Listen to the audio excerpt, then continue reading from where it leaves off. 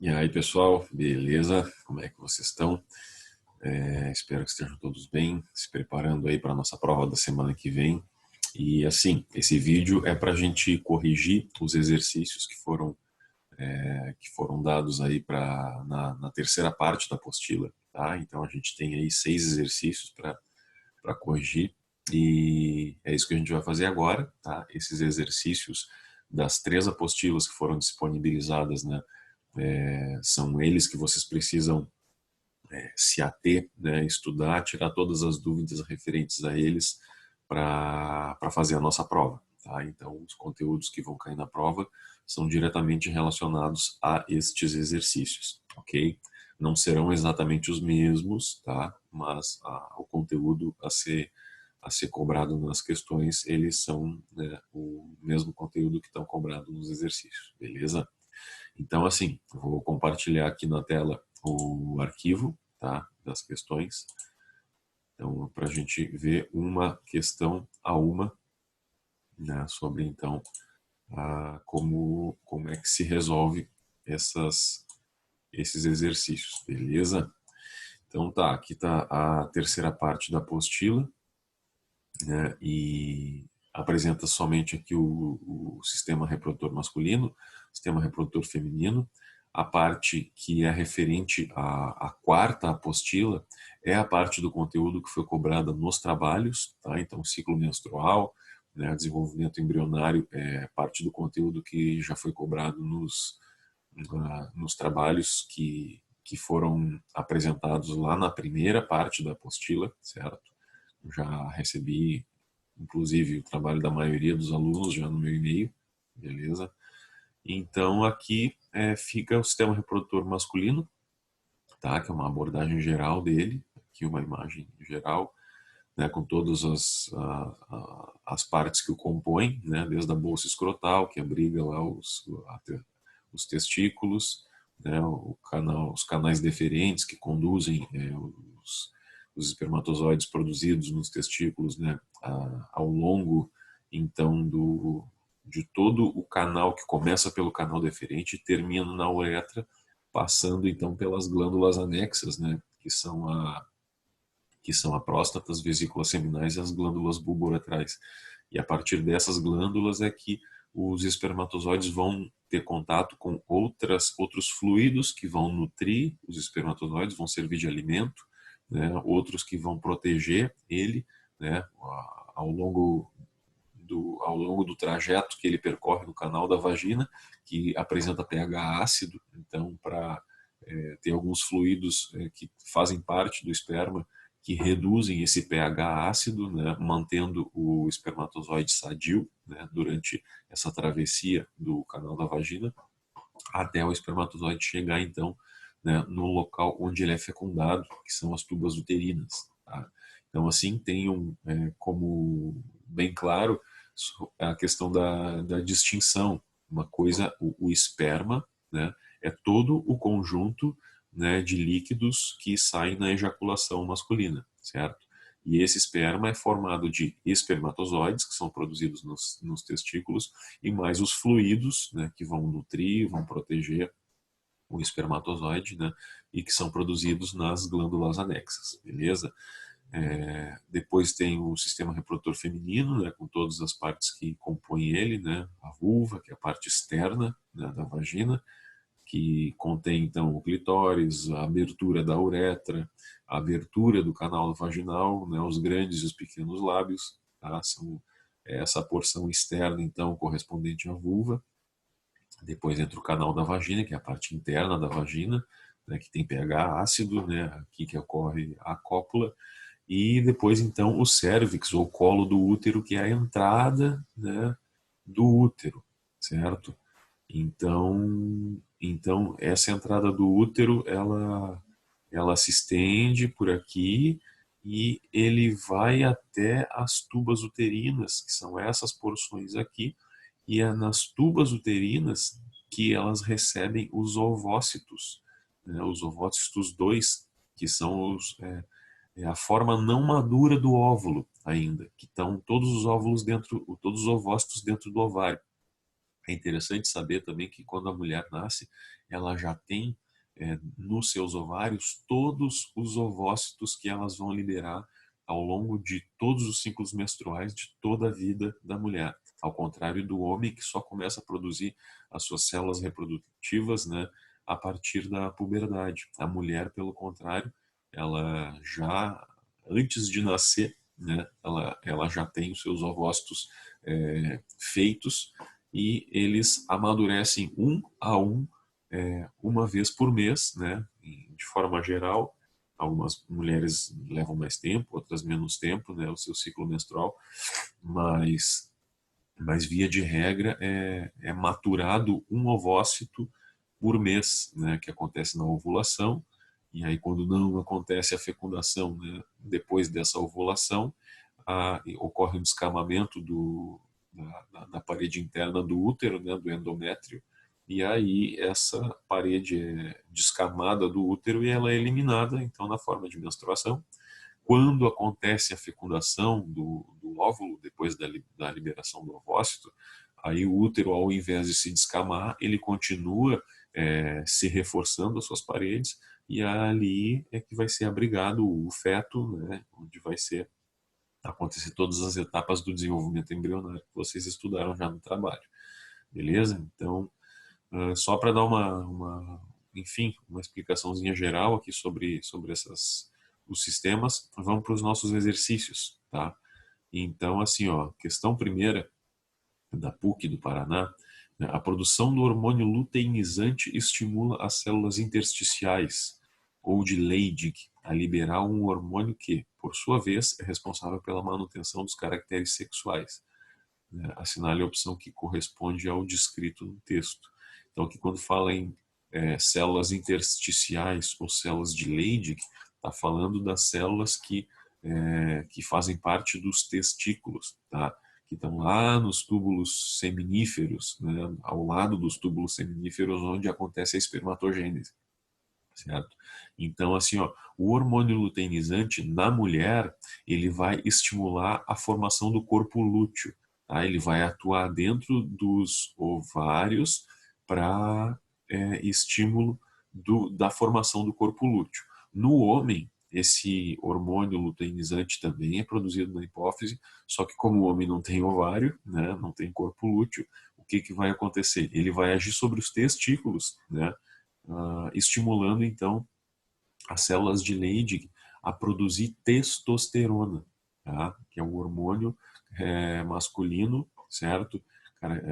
Relacionado com as características secundárias masculinas, né? Engrossamento da voz, né? A questão do vigor muscular, a questão dos pelos no corpo, a distribuição dos pelos no corpo, o padrão de acúmulo de gordura nos diferentes locais do corpo, que, né, no homem geralmente acumula mais gordura na barriguinha, né, a mulher mais nos quadris, né, então essas diferenças sexuais secundárias, né, elas são responsáveis então no homem pela testosterona. Tá? Então aqui vamos ver o que na produção do hormônio luteinizante estimula as células intersticiais ou de Leydig a liberar um hormônio que por sua vez é responsável pela manutenção dos caracteres sexuais. Beleza. Assinale a opção que corresponde ao descrito no texto. Então, vamos dar uma lida aqui. Tá? Letra A. A hipófise produz o hormônio luteinizante. Sim, a hipófise produz. E estimula o testículo a produzir testosterona. Perfeito. Exatamente isso que foi dito agora. Então, a gente já sabe que a é a questão certa. Vamos ver as outras aqui porque elas estão erradas. Né? O testículo produz hormônio luteinizante e estimula a hipófise a produzir estrógeno. Tá tudo errado. O testículo não produz hormônio luteinizante, o testículo produz testosterona, né? E ele é estimulado, na verdade, pela hipófise através do LH, né? E a produzir estrógeno. O estrógeno é um hormônio feminino, né? Então, o estrógeno ele é produzido até pelo corpo lúteo, né, na mulher. Então, a B está completamente errada. Letra C. O hormônio luteinizante estimula o testículo a produzir o estrógeno. Não, testosterona. O hormônio luteinizante estimula o ovário a produzir a progesterona. Então, na verdade, só estimulando a hipófise. Então, na verdade, o hormônio luteinizante, ele vai estimular ele vai agir sobre o ovário, mas estimulando a formação do corpo lúteo, tá? Então, aqui o ovário luteinizante estimula o ovário a produzir progesterona, não, a produzir o corpo lúteo, que esse corpo lúteo, uma vez formado, ele sim vai produzir a progesterona, tá? Então, a progesterona é produzida pelo corpo lúteo, não pelo ovário. Bueno, letra E, o hipotálamo produz hormônio luteinizante, não é a hipófise. Então, está completamente errado, fica a letra A. Segunda questão, até peço para vocês anotarem esses comentários, essas informações, né, relacionadas às questões, para ficar tudo muito esclarecido, para ajudar vocês no momento de fazer a prova, beleza? E para estudar para a prova. Em um experimento para se determinar a importância dos hormônios hipofisários na reprodução de mamíferos, procedeu-se à remoção da hipófise, né, que é um ato cirúrgico chamado de hipofisectomia, de um grupo de ratas adultas. Após a hipofisectomia, os animais receberam doses fisiológicas de hormônio folículo estimulante e hormônio luteinizante. Doses fisiológicas, isto é, doses de acordo com a fisiologia natural, né, do corpo. Como resultado desse procedimento experimental, espera-se que o que deve acontecer como resultado desse experimento? Bom, o que aconteceu? Se tirou a hipófise. A hipófise, como a gente sabe, ela produz LH e FSH, o hormônio luteinizante e o folículo estimulante. O que esses hormônios vão fazer? Eles vão agir nos ovários para induzir a formação do corpo lúteo, e dentro do corpo lúteo, né, existe o folículo, que é esse folículo que vai ser amadurecido e vai ser liberado na forma de óvulo. Tá? Então, é o folículo que amadurece o ovócito, certo? Então, a parte do corpo lúteo, a parte que envolve o folículo, ela vai se desenvolver até que ela amadurece o ovócito que está dentro, né, do corpo lúteo, que é o folículo, e esse folículo, uma vez que ele esteja maduro, né, já em forma de óvulo, ele é liberado, então, né, de dentro do corpo lúteo. Aí a cicatriz do corpo lúteo vai produzir, né, a progesterona e o estrogênio, e então o folículo, né, é o próprio óvulo, está pronto para ser fecundado, ele vai ser transportado, né, ele vai se mover até a tuba uterina, onde é lá que acontece a fecundação. Então, isso só para a gente ter um cenário para poder começar a avaliar as alternativas.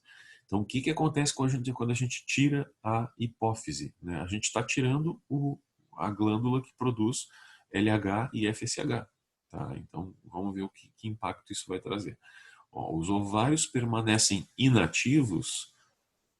Não, se eles permaneceriam inativos se simplesmente tivesse tirado a hipófise e não feito mais nada, só tirou. Então, como se só retirar a hipófise, o ovário não vai receber LH nem FSH e então vai ficar tudo como está. Mas como ele recebeu doses fisiológicas desses dois hormônios, não se espera que eles fiquem inativos, porque eles vão seguir recebendo esses hormônios, né? Então, o que se espera que aconteça? Bom, o ovário ele não vai saber diferenciar se aquele LH ou FSH veio por envio da hipófise ou pela injeção externa desses dois hormônios. O que ele sabe é que o hormônio chegou até ele, é o que precisa acontecer para ele, né, funcionar, digamos assim, e começar a maturação então do folículo e desenvolvimento do corpo lúteo. Então ele não sabe diferenciar se esse hormônio veio da hipófise ou não. Então, para o ovário, ele vai seguir funcionando normalmente. Então, o que acontece quando o ovário segue funcionando normalmente? Ele vai simplesmente o quê? Não vai ocorrer mais a ovulação? Vai ovular normal, porque ele segue recebendo o estímulo, né, para isso.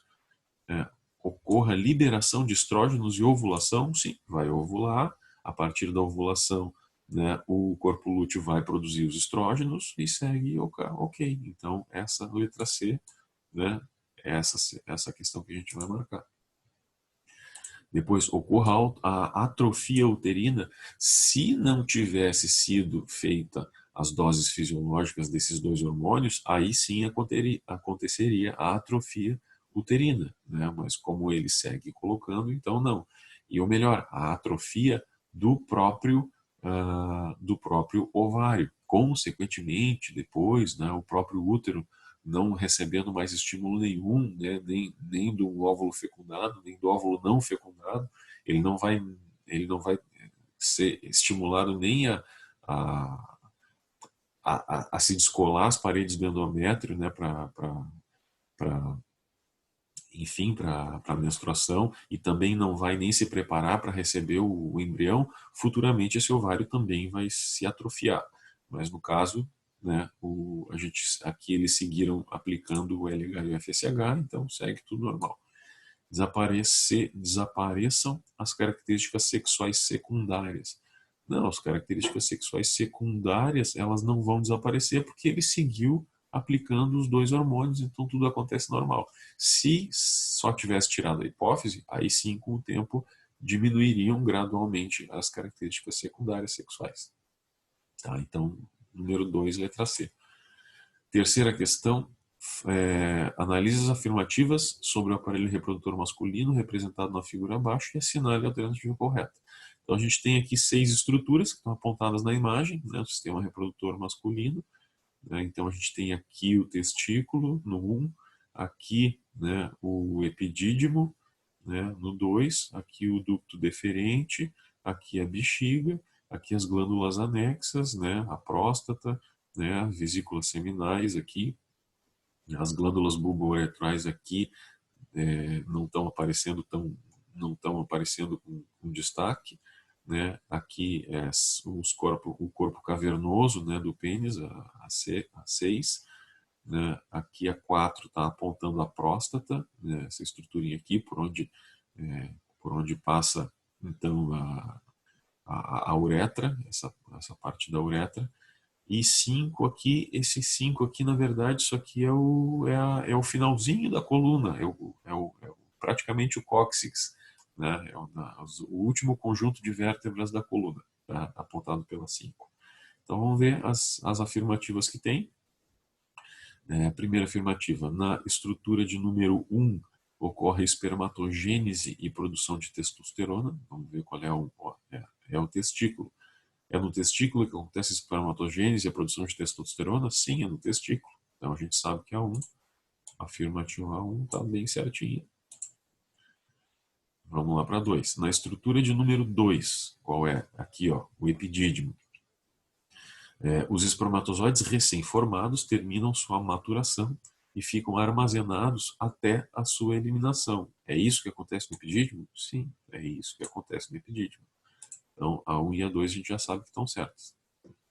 Terceira questão, terceira afirmativa, aliás, a estrutura de número 6, né, tá aqui, ó, o corpo cavernoso do pênis, possui 3 cilindros de tecido esponjoso, tá? 3 cilindros de tecido esponjoso em seu interior, que são os corpos cavernosos. Uma cabeça, ou glande, e uma prega protetora de pele, que é o prepúcio, né, que recobre a glande. Essa questão é a questão 3. Ela está certa ou ela está errada? Está certa. Então, a gente sabe que o pênis é formado pelos corpos cavernosos, pelos corpos esponjosos, né? Tem a glande, né, que corresponde à cabeça do pênis, e também o prepúcio, que é a pelezinha que envolve, né, e protege a glande, né, contra o ressecamento, enfim. Então, a gente sabe que essa aqui está certa. Aqui é 4. As estruturas de número 4 e 5 são chamadas de gônadas masculinas. Quem são as gônadas? Então a gente precisa ter também bem claro como conceito, né? As gônadas são os órgãos reprodutivos, tá? E os gametas são as células reprodutivas. Então, as gônadas masculinas são os testículos e os gametas masculinos são os espermatozoides. Tá? As gônadas femininas são os ovários e os gametas femininos são os óvulos ou os ovócitos. Tá? Então, só para a gente saber bem, ter bem diferenciado esses conceitos.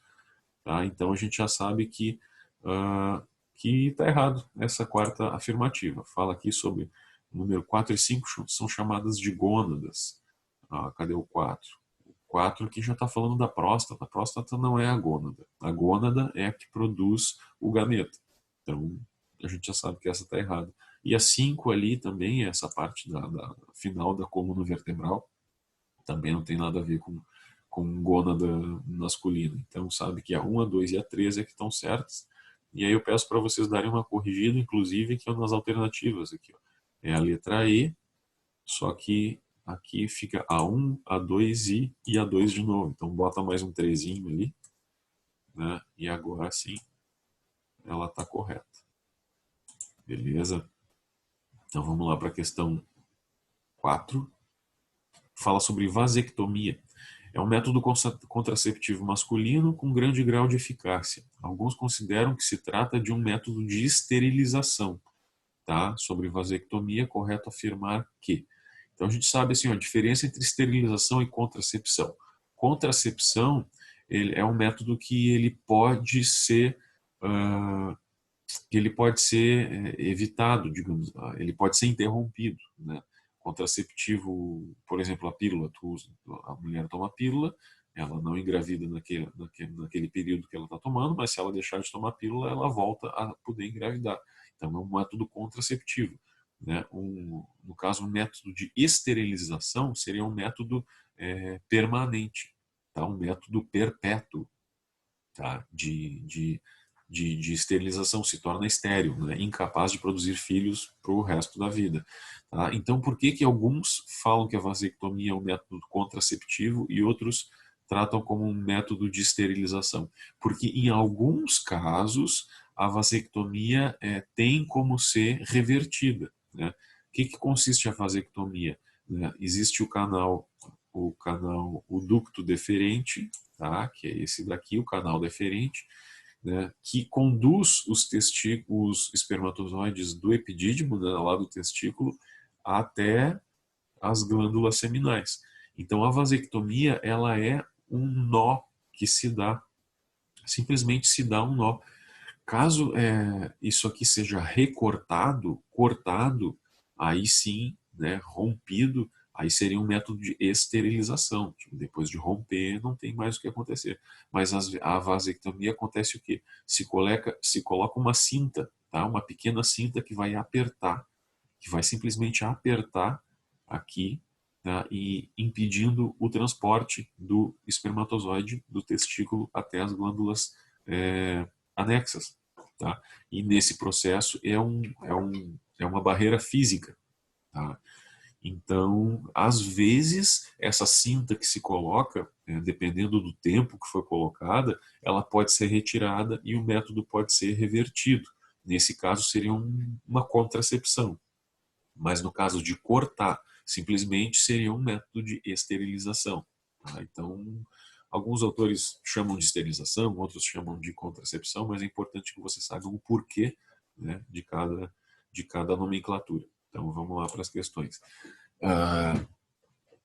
Sobre a vasectomia, é correto afirmar que, letra A, impede que os espermatozoides cheguem ao canal ejaculatório e sejam expelidos.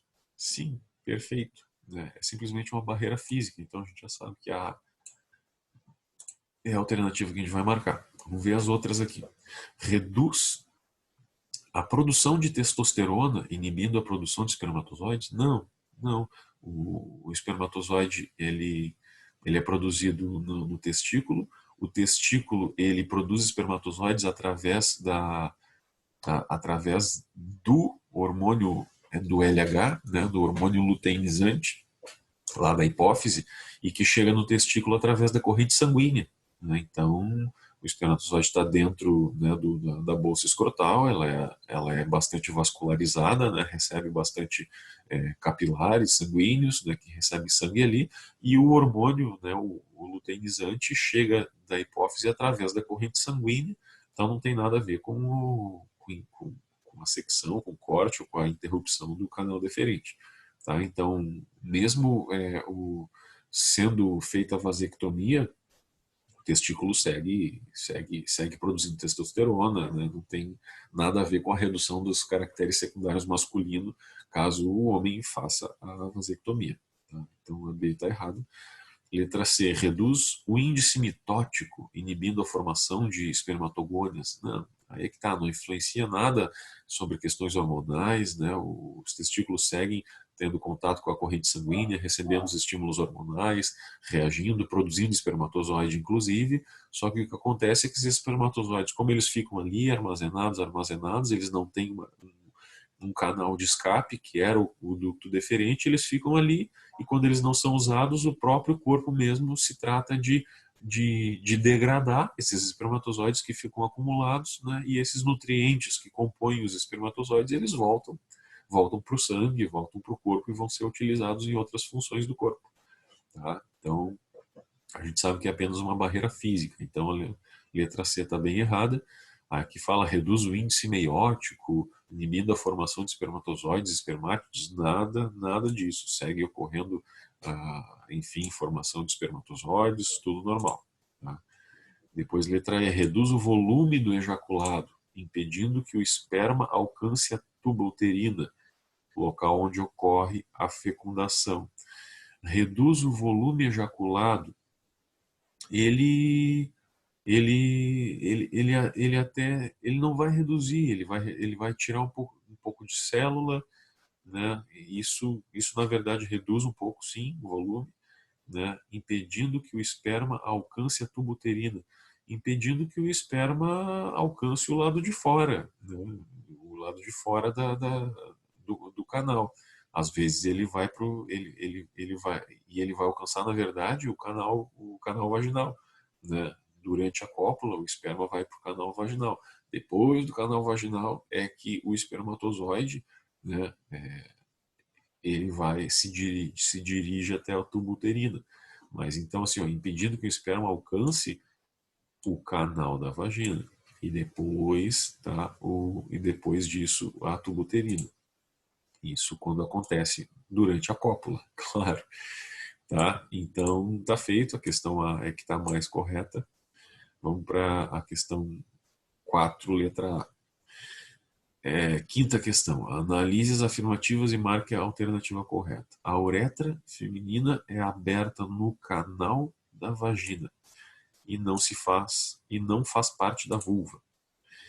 Tá muito errado. A uretra feminina, ela é aberta na vulva, né? E ela não tem nada a ver com o canal da vagina. Então, ó, tá aqui a uretra feminina, aqui está a abertura da uretra feminina lá no meio da vulva, certo? Então, a gente sabe que essa aqui está errada. A segunda afirmativa, os ovócitos são liberados no ovário, certo? Geralmente fecundados nas tubas uterinas, certo? E o zigoto formado é fixado no útero, né, pelo fenômeno de nidação, tá? Certíssima. Então, a 2 aqui a gente sabe que é uma afirmativa correta. E a 3 é formado exclusivamente pelos seguintes órgãos, né? Isso analisa e marca. Isso aqui não tá falando sobre o que é. É formado aqui, no caso, é o sistema reprodutor feminino, é formado exclusivamente pelos seguintes órgãos e estruturas: vulva, certo? Canal da vagina, certo? Útero e tubas uterinas. Pois então, aqui está faltando o ovário. E aqui, ó, o sistema reprodutor é formado exclusivamente pelos seguintes órgãos. Então, para estar certo, teria que ter todos os órgãos que compõem, né, o sistema. Então, corrijam aí no material de vocês, tá? Coloquem aí o sistema reprodutor feminino, tá? Que não tinha. Só que aqui, na verdade, faltaram os ovários, né? Se tivessem dito vulva, canal da vagina, útero, tubas uterinas e ovários, sim, é sobre esses órgãos todos que se formam o sistema reprodutor feminino. Como faltou o ovário, essa 3 aqui está errada, então a gente sabe que somente a 2 é que está certa. Então a gente vai marcar a alternativa D. Beleza? Última questão, questão 6. Né? Sobre o sistema reprodutor feminino, assinale a alternativa incorreta. Tá tudo certo, a gente tem que achar a errada. Vamos lá. O material que é eliminado com a menstruação constitui o tecido interno de revestimento uterino, até aqui está tudo certo, chamado de endoderme. Aí errou, porque na verdade é o endométrio. Tá? Aí sim, se tivesse dito endométrio, estava certo. Como fala endoderme, está errado. E é justamente por estar incorreto que a gente vai marcar, porque a questão está pedindo para a gente marcar a incorreta. As próximas alternativas elas estão certas, então o ímã está localizado na entrada do canal da vagina. As tubas uterinas não produzem hormônios que atuam no ciclo menstrual, não produzem. Quem produz hormônio que atua no ciclo menstrual é a hipófise, tá? É o corpo lúteo, tá? O ovário. Então, as tubas não produzem hormônio nenhum. É nelas que acontece simplesmente a fecundação. Ovários são responsáveis pela liberação de ovócito, sim, perfeito. E clitóris é a região que capta estímulos sexuais na mulher. Aqui tem um Q aqui, mas estímulos sexuais na mulher. Tá? Então, fica a letra A. Vocês façam essa correçãozinha aqui também. Né? E na verdade são esses estímulos sexuais, eles vão despertar, né, toda a preparação do canal da vagina, né, para a cópula. Então a mulher começa a produzir uma secreção, né, que é um lubrificante, né, que vai facilitar o deslizamento do pênis, né, no canal da vagina. Então é o estímulo do clitóris que emite então essa produção, né, da preparação, no caso assim, da vagina para a cópula. Tá? E aqui fechou então os nossos exercícios da parte 3 da apostila. Tá? Estudem bem eles. A nossa prova vai ser agora nessa semana que vem, no dia 12, se eu não me engano, é isso? Deixa eu conferir aqui. Conferir aqui no meu material. A nossa prova ficou marcada para o dia 12 de maio, tá? 12 de maio vai ser terça-feira. Então vocês o link para nossa aula online, tá? A nossa prova vai acontecer na terça-feira, tá? De manhã ainda, provavelmente às 10 horas. Ela vai acontecer ao vivo, através de uma reunião, né, no aplicativo Zoom. Eu vou disponibilizar na segunda-feira, tá, de manhã, o link para a reunião, tá? E na reunião eu vou, então, disponibilizar o link da prova para vocês acessarem, tá? Vai ser um formulário do Google, certo? Então eu vou programar direitinho ali. Então vocês segunda-feira acessem o portal da escola, tá? E peguem o link da nossa reunião, da nossa aula, e no momento da reunião, da nossa aula, eu vou disponibilizar então o link da prova, tá? Eu vou disponibilizar também na plataforma da escola. Então vocês na terça-feira de manhã vocês acessem a aula. Durante o acesso à aula, vocês acessem a plataforma da escola. Lá vai estar o link disponibilizado. Eu também vou disponibilizar pelo chat ali, pelas mensagens, o link para vocês abrirem a prova. Então vocês vão ter 1 hora para fazer a prova, tá? E aí, encerrando aquela hora, eu tiro do modo público, né, a prova, e aí eu começo então a fazer a correção, tá? E em seguida, então, já vou liberando as notas aí até o final da semana, beleza? Qualquer dúvida que vocês tenham, mandem e-mail lá para o leandro.viaeco@gmail.com, tá? Que a gente vai tirando as dúvidas aí conforme a necessidade de vocês, beleza? No mais aí, então, bom final de semana de estudos. Eu aguardo o envio dos trabalhos de vocês. Para quem não enviou até ontem os trabalhos, por favor, me enviem até segunda-feira, tá? Que então a partir da segunda eu vou estar fazendo a correção, né? Já no final de semana eu vou começar a correção dos que já me entregaram e a partir de segunda-feira eu corrijo as outras questões dos trabalhos e também as provas e até o final da semana então a gente já consegue fechar as médias do trimestre, beleza? No mais, estou disponível aí para qualquer esclarecimento. Um ótimo final de semana para vocês, bons estudos e fiquem em casa, por favor. Beleza? Aquele abraço.